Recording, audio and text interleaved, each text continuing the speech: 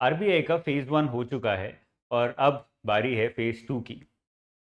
But अगर कोई भी एग्ज़ाम देना है या उसमें 30 दिन, 40 दिन, 50 दिन में तैयारी करनी है, it's very important to have a clear idea as to what all do we need to do and how are we going to do it, how are we going to divide our entire time.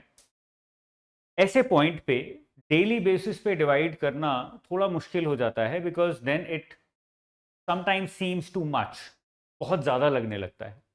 It makes sense to divide your work, divide your targets either weekly or in a gap of 10 days. In this session, I want to talk about what to do in the next 40 days so that you can ensure or increase your chances of success in phase 2. ये याद रखना ज़रूरी है कि अभी तक काम पूरा नहीं हुआ है, the work is not yet over, you just given phase 1, तो now is not the time to rest आपने जितना करना था कर लिया। Now is the time to start your preparation again without waiting for the result of phase 1. Believe me, जो ये 7 दिन से 10 दिन का एडवांटेज ले जाएगा between phase 1 exam and phase 1 result, वो अपनी सीट पक्की भी कर लेगा फेज 2 एग्जाम में। So all my enrolled students listening to me and all the other students out here listening to me on YouTube, please make sure that you are not wasting this time of 7 to 10 days.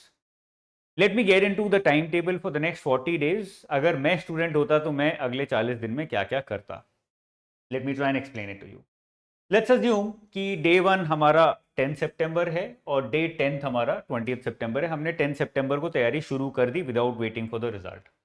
ये आपका additional advantage है क्योंकि result आएगा 20 के आसपास ही, 17-18 के आसपास ही। So whatever you're doing in these first 7 to 10 days, it's an advantage over a lot of other students. Let's see what you can do in this time period. सबसे पहले हमारा फोकस होना चाहिए focusing on the weakest link which is normally answer writing for a lot of students. Of course, you can change it according to your own needs, but majority students, ज़्यादातर students answer writing में week होते हैं और answer writing का weightage जो है वो exam में 2/3 हो चुका है। इंग्लिश भी आंसर राइटिंग है, 50 मार्क्स का एफएम आंसर राइटिंग है, 50 मार्क्स का ईएसआई आंसर राइटिंग है। तो आंसर राइटिंग को इग्नोर तो नहीं कर सकते, सबसे ज़्यादा वेटेज है, सबसे पहले उठाना चाहिए। Right for 90 minutes every day. पहले 10 दिन क्योंकि फोकस ऑलरेडी कम है, बहुत ज़्यादा 5-5 6-6 घंटे बैठ के पढ़ना मुश्किल है, तो what I would do is मैं अपना एक 90 मिनट्स का स्लॉट बनाऊंगा कि यार 90 मिनट्स के बाद सोचूंगा रिजल्ट के बारे में, 90 मिनट्स के लिए लिख लेता हूँ। मैंने 4 क्वेश्चन आइडेंटिफाई किया और लिखना शुरू कर दिया, 90 मिनट के लिए लिख दिया। 2 आंसर्स फाइनेंस करेंट के मैं निकालूंगा, okay, and you can easily take it out. अगर फेज 1 के जो क्वेश्चंस आए थे उनके टॉपिक्स भी निकाल लोगे, जैसे कि एसआरओ फिनटेक, जैसे कि इन्फीनेट, जैसे कि state government loans, sovereign gold bond, वो भी निकाल लोगे तो वहीं से क्वेश्चन मिल जाएंगे, ओके। तो 2 answers of finance current, 2 answers of management and 1 essay of English. इनमें से मैं कोई भी कॉम्बिनेशन बना सकता हूँ, या तो I will write 4 answers, 2 of finance current and 2 of management, या फिर I will write 1 essay in about 30 minutes. तो 60 मिनट्स में मैं और 1-2 आंसर लिख सकता हूँ। Try and do this for 90 minutes every day, because इस टाइम पे सोचना या फिर पढ़ना मुश्किल है, सोचना ओवर थिंकिंग ज़्यादा होती है, बट लिखना आसान है। You can force yourself to start writing because when you are writing then you are automatically thinking less, क्योंकि तुम्हारा दिमाग उसमें इन्वॉल्व हो गया। So this is what I would do as a student the first 10 days myself. I would not focus or wait for someone else to tell me कैसे करना है। आपको पता है, आप इतने मैच्योर हो और आपने इतनी पढ़ाई कर ली है कि मुझे पता है कैसे लिखना है। I just have to sit and write. If you're waiting for somebody to tell you to write, then you're actually waiting for an excuse not to write. That is the reality. Okay? आगे चलते हैं। साथ में इसके क्या कर सकते हो, because this is something that you going to do for 90 minutes, probably another hour of going through your answers and understanding कि यार मैंने अच्छा क्या लिखा, खराब क्या लिखा।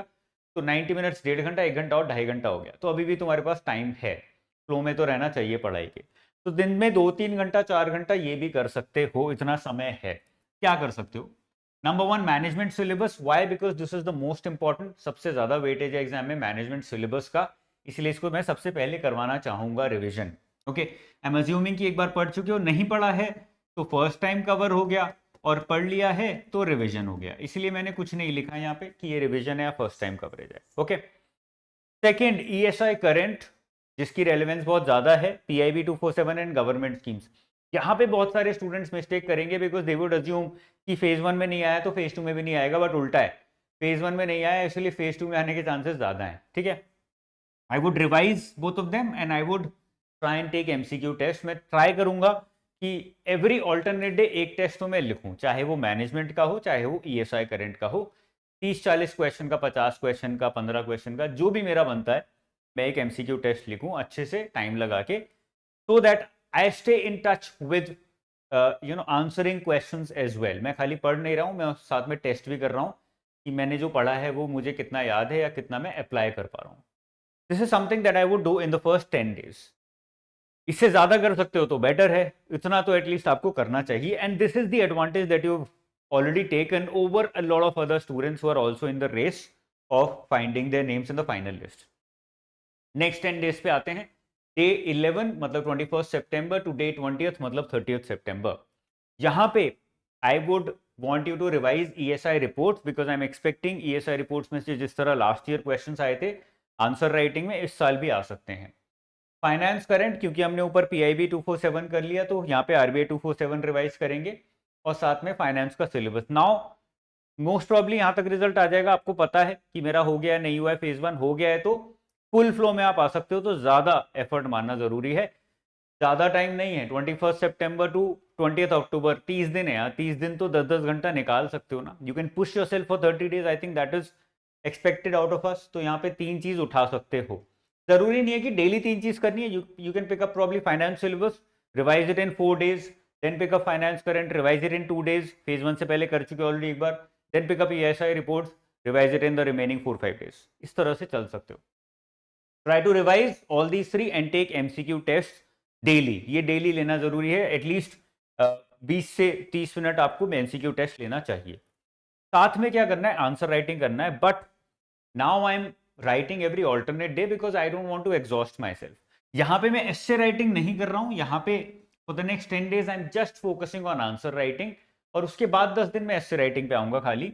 And your writing for 90 days every alternate day. अभी 180 मिनट्स नहीं लिख रहे हैं क्योंकि फाइनल एग्जाम में आपको 90 मिनट्स पहले लिखना है, फिर 90 मिनट्स लिखना है, फिर फाइनली एस्से भी लिखना है।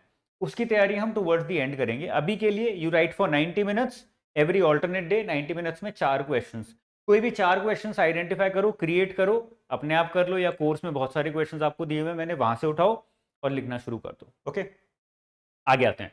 डे 21 1 अक्टूबर से डे 30 10 अक्टूबर, ये 10 दिन में क्या करना है, हम वही साइकिल रिपीट करेंगे क्योंकि हमारा सब कुछ कवर हो चुका है। देखो, जो स्टूडेंट 20 सितंबर को शुरू करेगा उसका भी आधा हुआ है, तुमने सितंबर एंड तक पूरा सिलेबस फिर से रिवाइज भी कर लिया इंक्लूडिंग करंट अफेयर्स, और आपकी आंसर राइटिंग भी चल रही है। And this is very much doable. मैं टाइम के बेसिस पे बता रहा हूँ सब कुछ, कोई भी अनडूएबल टास्क नहीं है या फिर out of the word task मैं आपको नहीं दे रहा हूँ। तो मैनेजमेंट सिलेबस रिवीजन 2 चलेगा, ESI करंट का रिवीजन 2 चलेगा जो हमने फर्स्ट 10 डेज में किया था, और उसी के MCQs चलेंगे। साथ में यहाँ पे मैं चेंज ये कर रहा हूँ कि आंसर राइटिंग और एस्से राइटिंग में I am focusing on essay writing, answer writing हटा देते हैं। I am focusing on essay writing and I am writing 5 test in 10 days. Again every alternate day पूरा टेस्ट लिखना है। मैंने आपको 10 टेस्ट दिए, उसमें से 5 यहाँ लिख लोगे तो भी आपका काम बन गया। फर्स्ट 10 डेज में भी तो 2-3 लिख पाते, यहाँ पे 5 आराम से लिख सकते हो because now we are focusing only on essay writing, we are not focusing on answer writing. तो यहाँ पूरा इंग्लिश का टेस्ट लिखना है आपको अगले 10 दिन में, at least 5 test. Okay, let's come to the last 10 days. अब आपको कोई भी ज्यादा रॉकेट साइंस नहीं लगानी है, ज्यादा पैनिक नहीं करना है, you just going to repeat whatever you already done. हमने सेकेंड 10 डेज की साइकिल में ESI रिपोर्ट्स किया था, फाइनेंस करंट किया था, फाइनेंस सिलेबस किया था, हम उसका रिवीजन 2 साइकिल रिपीट करेंगे और कुछ नया नहीं करेंगे। यहाँ पे रिवाइज किया और MCQ टेस्ट लिए। जब भी आप फाइनेंस करंट कर रहे हैं, जब भी आप ESI रिपोर्ट कर रहे हैं, जब भी ESI करंट कर रहे हैं, जो भी नया आ रहा है उसको वीकली या 15 दिन की साइकिल में खत्म करें। फॉर एग्जाम्पल, मैं आपको वीकली या 15 दिन के बाद RBI 247 एक बार देना चाहूंगा, मैं डेली नहीं पढ़ाना चाहूंगा क्योंकि यूजफुल नहीं है। ऐसे ही मनीष सर चाहेंगे कि 15 दिन बाद एक साथ PIB 247 15 दिन का पढ़ा दिया जाए या एक हफ्ते बाद पढ़ा दिया जाए, क्योंकि वो एक साथ पढ़ना आसान है और पढ़ाना भी आसान है ना। तो उसको हम कैरी फॉरवर्ड इस तरह से करेंगे। जब यहाँ पे फाइनेंस करंट करोगे तभी नया वाला पढ़ लिया एक साथ 2-3 घंटे लगा के, दैट्स ऑल। ये करना है अगले 10 दिन में, 11 अक्टूबर से 18 अक्टूबर तक। और इस टाइम पे एमसीक्यूज लेने हैं। ये नहीं सोचना है कि यार मैनेजमेंट पढ़े हुए 1 हफ्ता हो गया, वो याद नहीं होगा, तुम्हारा ब्रेन कैचअप कर लेगा, डोंट वरी अबाउट इट। जब मैं एमसीक्यू टेस्ट लिख रहा हूं then I mean full flash test. अब यहाँ पे फर्स्ट 2 वीक्स के बाद जब आप रिविजन साइकिल रिपीट कर रहे हो, तब आप आराम से फुल फ्लैश टेस्ट लिख सकते हो। फाइनेंस एंड मैनेजमेंट का पूरा टेस्ट लिख सकते हो, ईएसआई का पूरा टेस्ट भी लिख सकते हो। यहाँ पे आंसर राइटिंग करना है क्योंकि ये लास्ट के 10 डेज हैं, तो यहाँ पे instead of 90 days start writing 180 days and 5 times in 10 days. 180 days किस तरह से, पहले 90 डेज में 90 मिनट्स, सॉरी 180 मिनट्स, 90 मिनट्स में पहले मैंने ईएसआई का टेस्ट लिखा, फिर एक ब्रेक लिया लेट्स से आधे घंटे का, और फिर से 90 मिनट्स के लिए मैंने एफएम का टेस्ट लिखा। और अगर उसके बाद भी एनर्जी बचती है तो बहुत ही बढ़िया हो जाएगा कि आपने 90 मिनट्स लगा के फिर से और इंग्लिश का टेस्ट लिख। This will be amazing if you can make 180 into 270 minutes, तो बहुत ही अमेजिंग हो जाएगा। बट एटलीस्ट आपको 180 मिनट्स तो लिखना ही लिखना है, क्योंकि फाइनल एग्जाम वाले दिन आपको ये रिपीट साइकिल करनी पड़ेगी। वहाँ पे मॉर्निंग में एक टेस्ट होगा ऑब्जेक्टिव डिस्क्रिप्टिव, फिर उसके बाद एक और टेस्ट होगा ऑब्जेक्टिव डिस्क्रिप्टिव, फिर लंच के बाद फिर एस्से राइटिंग आएगा, इंग्लिश एस्से राइटिंग आएगा, ठीक है ना, जिसमें आंसर राइटिंग होगा। तो आफ्टरनून तक आते आते ना एग्जॉस्ट हो जाते हैं लोग, इसलिए बहुत ज़रूरी है कि यहाँ पर 180 मिनट्स आप लिखो जिससे कि प्रैक्टिस हो जाए। I am not asking you to write it daily and you don't have to write it daily. हफ्ते में 10 दिन में 5 बार भी करोगे, एवरी ऑल्टरनेट डे, जिसमें आप सुबह उठते ही सबसे पहले आपने 9 बजे डिसाइड किया कि पहले 180 मिनट 3 घंटे के लिए 1.5 घंटे का स्लॉट बना के मैं लिखूंगा, उसके बाद चेक करूंगा, उसके बाद ब्रेक लूंगा अच्छा खासा, and then I will study this. तो आपका दिन सॉर्टेड रहेगा, ठीक है ना।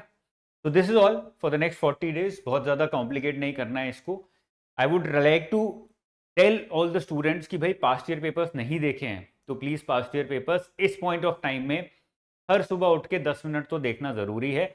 बहुत ओरिएंटेशन में अंडरस्टैंडिंग आती है कि किस तरह से एग्जामिनर क्वेश्चन पूछ रहा है, किस तरह से मुझे पढ़ना है, वो अंडरस्टैंडिंग आपको आनी शुरू हो जाएगी 4-5 दिन में ही, क्योंकि अब तक थोड़ा बहुत तो पढ़ भी चुके होगे पास्ट ईयर पेपर्स को मेरे साथ, ठीक है ना। तो अगर पास्ट ईयर पेपर्स नहीं उठाए हैं तो अभी उठा लो। अगले 30 दिन at least past year paper daily 10 minute देखोगे तो 30th डे पे 40th डे पे तुमको ना पूरा 2023, कुछ नहीं तो 2023 और 2022 का पेपर तो याद होगा, and that is enough, that is going to do wonders in your examination, ठीक है ना। So that is all. I hope it was useful. I hope you've learned something and you're going to follow it. And I sincerely hope कि 10th सितंबर से शुरू करोगे, 20th सितंबर से जो ये वीडियो देख रहे हैं स्टूडेंट्स, वो शुरू नहीं करेंगे, ठीक है। All the best guys, take care, bye bye, over and out.